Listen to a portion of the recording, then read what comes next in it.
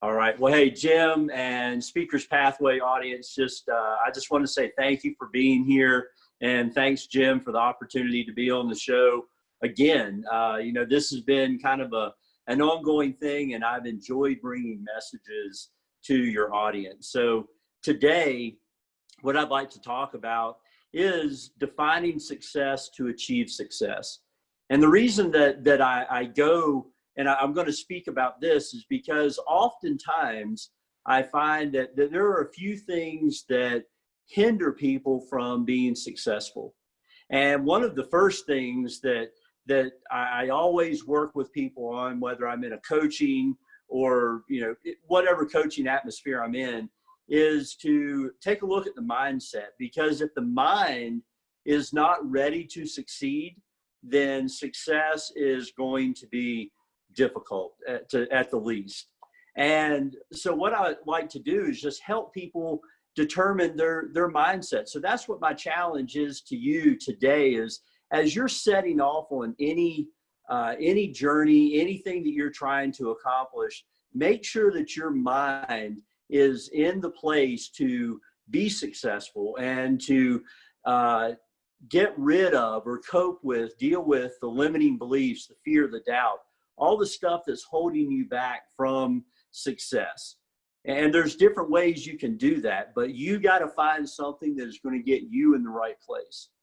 And then you can move into the success side of things. And the very first thing that we all have to do is we have to define our goal. What is it that we are wanting to accomplish? What are we striving for? Because until we know exactly what our goal is, and that is stated clear and obvious, that how are we going to meet up to that? We have nothing to measure against. We don't have the measuring stick that's going to allow us to know when we've even achieved success. So being able to define it to get a goal is one of the most important things you can do, because then you can actually start going down the path to determine what is going to be successful. And one of the first things you need to do when you start looking at success itself is, first off, define it, describe it. If somebody says that they want to be successful, that is so vague. What is success? What is successful? What's successful to me may be a different version of success to Mel or to Jim.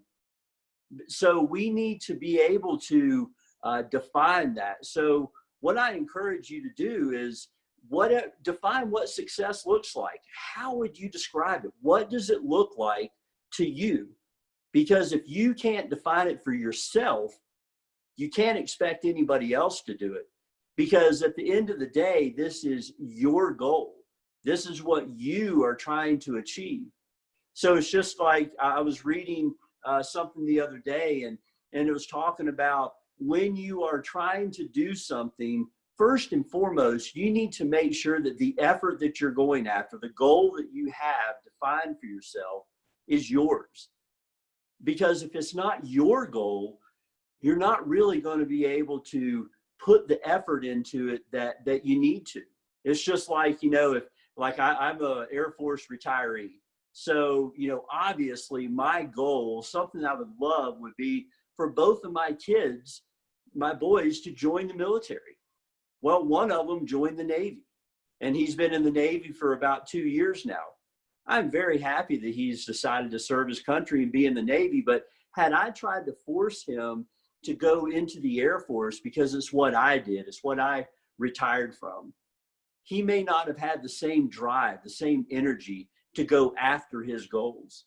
Now, my youngest son, he's getting ready to join the Air Force, so I'm very happy for that. But I had to let him walk through the process of whether he was going to go in the Army or the Navy or the Air Force. I told him I'd break legs if he tried to join the Marines, but nonetheless, whatever he chose, I was going to support him. I wanted it to be his goal. So you need to make sure that whatever you're going after is your goal, because then you can be successful, because you're going to put the right amount of effort, the right amount of energy into that. And by defining success for you, based off of your goal, you're then able to have something to measure. You know what success is going to be, whether it's achieving a financial end. If you want to, increase your income from $85,000 a year to $250,000 a year, you define if that's your success. And then once you define it, what success is going to look like for you, you have to start asking questions. Because until you get to, it's a term we talk about in business all the time, is you have to know your why. You have to know your why so that you can serve others, so that you can achieve things that you want to achieve. Because until you know what is at the core of things, you don't really know what it is that's driving you. So after you define it, then the next thing you're going to do is start asking, why is it important for you to be successful? And you ask that question, you answer it, and give it some time. Be genuine about it, because it's going to get harder as you go on, because then you start moving into it's kind of like the 5 whys. If you know about Ishikawa or the fishbone diagram, you get into things and you ask 5 whys. So really, in this case, you continue to ask why until you get to the bottom of it. So you say, why is it important for you to be successful? And this is what I will work with my clients on. I'll say, well, why is that important? And they'll give me an answer. And I'll give them a little bit of time to think about it. And then I'll ask, so why is that important? And it continues down until it gets to the bottom line of, maybe somebody wants to get themselves at a different place in life because they grew up without much of anything, or they grew up in a destructive, violent home environment, or a community that wasn't where they wanted to be, and they didn't feel as though they were able to rise to their potential based off of where they were at. So they want to give their kids a different lifestyle.